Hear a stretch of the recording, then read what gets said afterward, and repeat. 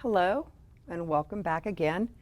Last time we left off, we picked up another piece of graphical information we can infer from one graph to another graph. So we have three relationships that we've developed to relate position, velocity, and time. So remember, velocity is the slope on the position versus time graph. That's the rise over the run on the position versus time graph. The acceleration is the slope on the velocity versus time graph. The change in velocity over the change in time, rise over run, gives us the acceleration. And then from the last video, we picked up that the change in position for an object is equal to the area under the curve when we're looking at the velocity versus time graph. Remember, we can have positive area when it's above the time axis and negative area when the area is below the time axis. So now let's look at a more complicated motion for an object. Okay, so let's say that the object, and now I'm going to drop off, you're going to see I'm going to drop off quadrants 2 and 3. And I'm only going to be looking at quadrants 1 and 4. Remember, that had to do with the fact that over here in quadrants 2 and 3, any position in here would correspond to a negative time, and objects can't move backward in time. So let's say an object starts here at the origin and it starts moving away from the origin quickly, and then it reaches some position, not final position, but some maximum position away from the origin, and then it starts coming back down to the origin again. Okay? So this is an object that is starting here at the origin. It's moving away from the origin. You can see it's moving very quickly initially. How do you know that? Well, remember that the velocity is the slope, right? So the slope is steep here.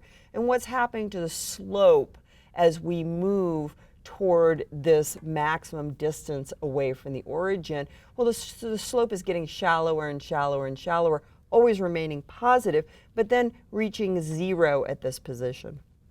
Now what happens to the slope? Well, the slope is starting off shallow but negative now and growing in the negative direction as the object moves back towards the origin. Note that the object started at the origin and it ends at the origin because this line right here corresponds to an x equals 0.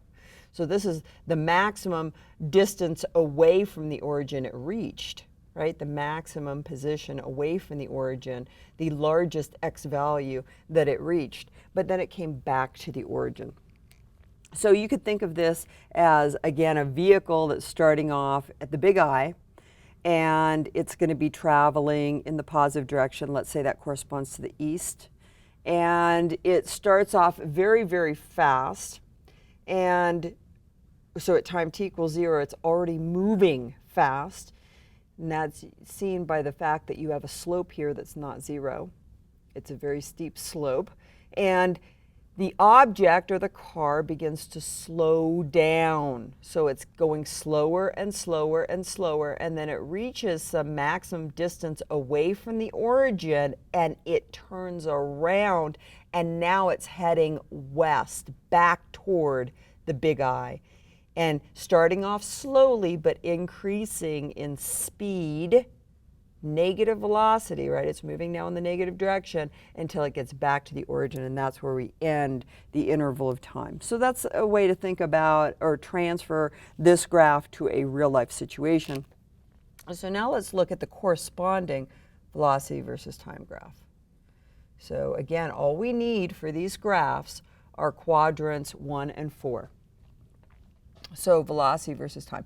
All I need to do is look at the slope on the position versus time graph to be able to draw the velocity versus time graph. So what about the slope here? Well, it's large and positive. Okay, well then the velocity is large and positive at time t equals 0.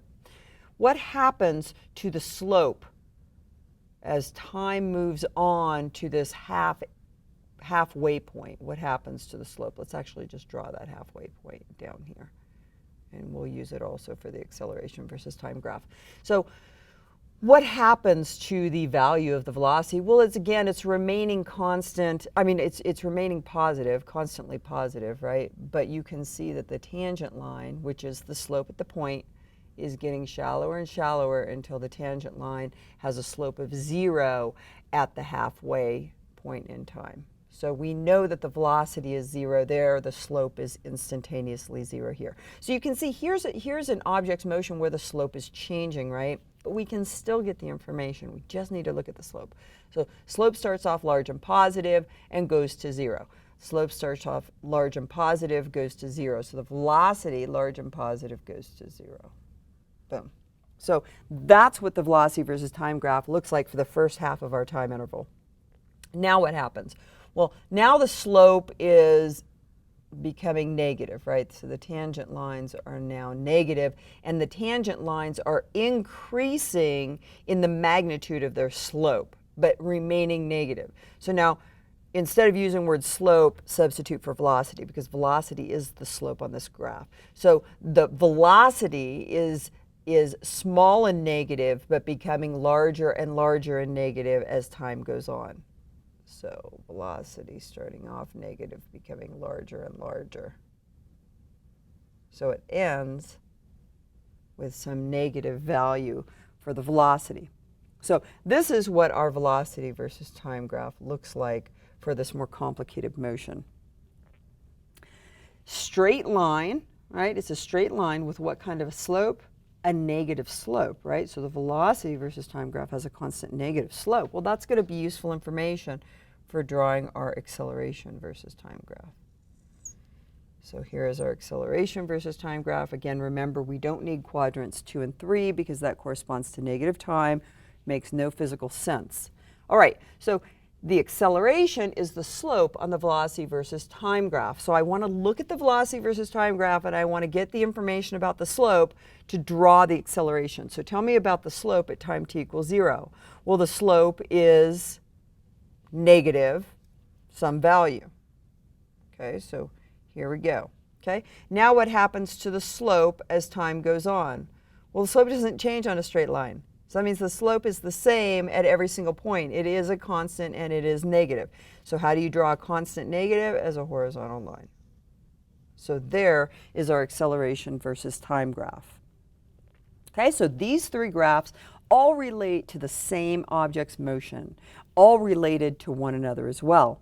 Okay, so now let's look at this acceleration versus time graph and at our formula for acceleration. So acceleration is change in velocity over change in time.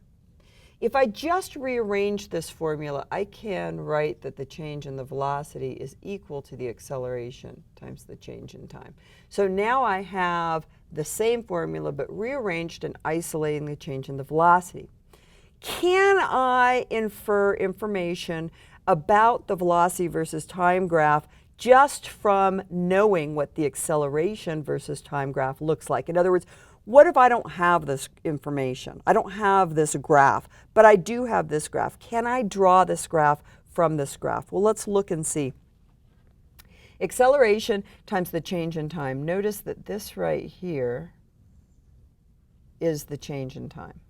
That's delta t, right? So that's the change in time. And then this quantity here is the acceleration. So if I take the acceleration and I multiply it by the change in time, what do I have here? I have the area under the curve. So that means the change in the velocity is going to be equal to the area under the curve